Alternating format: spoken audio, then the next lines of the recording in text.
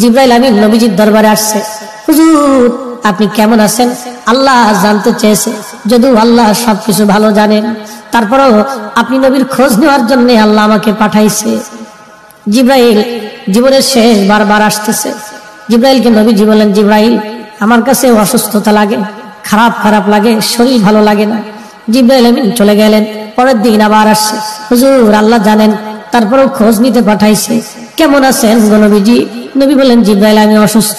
আবার চলে গেলেন জিবরাইল। পরের দিন আবার আসছে,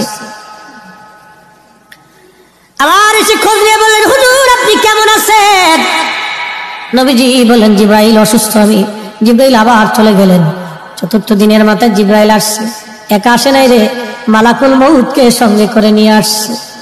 আহা, আমাদের কাছে মালাকুল মউত আসবে, জিজ্ঞাসা করে আসবে না, কিন্তু নবীর দরবারে মালাকুল মউত আসছে।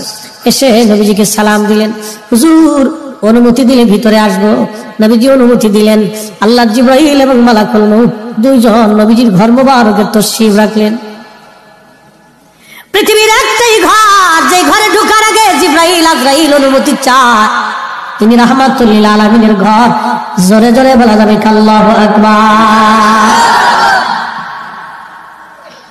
এই সুপ্রিম পাওয়ার আর কারো নসিবে হবে না, আল্লাহ আমার নবীকে দিয়েছিলেন।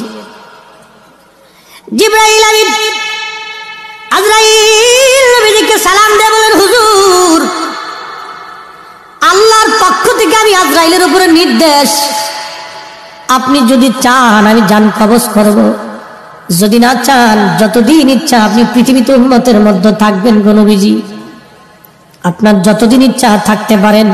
যদি আপনি হুকুম দেন আমি আপনাকে আল্লাহর দরবারে নিয়ে চলে যাব।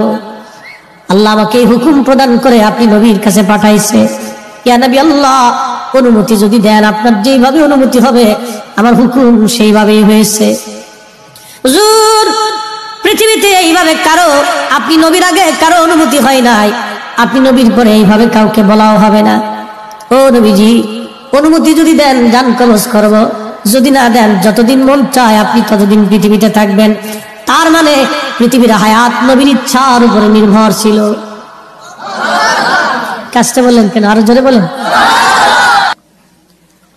নবী আমার জিবরাইলের দিকে তাকায় বলেন, ভাই জিবরাইল হুকুম কি এরকম?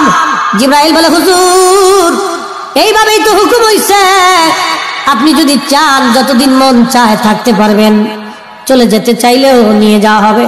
তবে নবীজি আপনার মাশরুক আল্লাহ আপনার দিদারে আগ্রহী হয়ে আছে।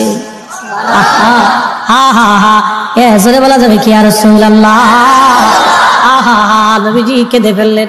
আজরাইল রে আর দেরি কইরো না, পৃথিবীতে আমি আর থাকবো না, আমি আমার মালিকের দিদারে চলে যেতে চাই, আর আমি থাকবো না, মালিকের দিদারে চলে যেতে চাই। আজরাইল আলাইহিস সালাম খুব সতর্কতার সাথে নবীজির বক্ষ মোবারকের উপরে হাত রাখলেন। বুঝতেছেনই তো মরণ বড় কঠিন, বিরাট বড় কঠিন। যখন হাত রাখছে আল্লাহ নবীজির কষ্ট হচ্ছিল। নবীজি ডেকে বলেন, আজরাইল রে আমার তো কষ্ট হয়। আজরাইল বলেন, হুজুর আল্লাহর পক্ষ থেকে আমার উপরে ফরমান, যদি আপনাকে কষ্ট দেয় আমি আজরাইলের জীবন বরবাদ হয়ে যাবে। নবী গো আপনাকে কষ্ট দেওয়া আমার জন্য হারাম।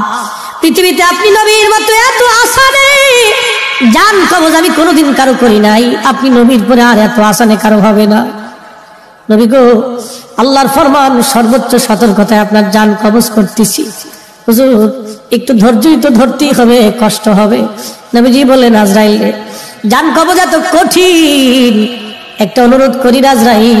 বলেন, ইয়া নবী আল্লাহ আমার উম্মত তো বড় গুনাহগার, আমার উম্মতের জান কবজের সময় আজরাইল আমার উম্মতরে তুমি কষ্ট দিও না। আরে উম্মতের দরদি নবী এই সময় আমাদেরকে ভুলে যান নাই। আমরা উম্মত হয়ে নবী ভুলে গেছি, আমরা উম্মত হয়ে নবী ভুলে গেছি, উম্মত হয়ে নবী ভুলে গেছি। এই সময় নবী আমাদেরকে ভুলে নাই, আমরা উম্মত হয়ে নবী ভুলছি। হায়রে কপাল পোড়া, উম্মত হয়ে নবী ভুলছি। বদনসিব আমাদের, বদনসিব, কপাল বড়ই মন্দ।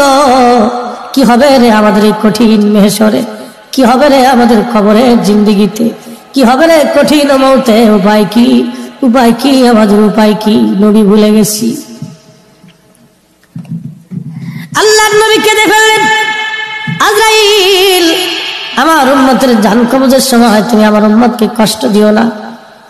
আজরাইল বলেন, ইয়া নবী আল্লাহ, নবী গো, আপনার উম্মতের জন্য একটা সুসংবাদ আছে। যদি আপনার উম্মত নেককার হয়, আপনার উম্মত যদি আমল সালেহ করে, ভালো আমল করে, হুজুর একটা মার কোলের মধ্যে বাচ্চা যেভাবে দুগ্ধ পান করতে করতে ঘুমায়া ঘুমায়া পড়ে, একটা মায়ের কোলের মধ্যে একটা বাচ্চা দুগ্ধ পান করতে করতে যেভাবে ঘুমায় পড়ে, নবী গো আপনার উম্মত নেককার হলে তার মরণটা এরকম হবে, মায়ের কোলের মধ্যে ঘুমাইবে, টের পাইবে না। আহা, চিৎকার মেরে বলা যাবে কি মারহাবা।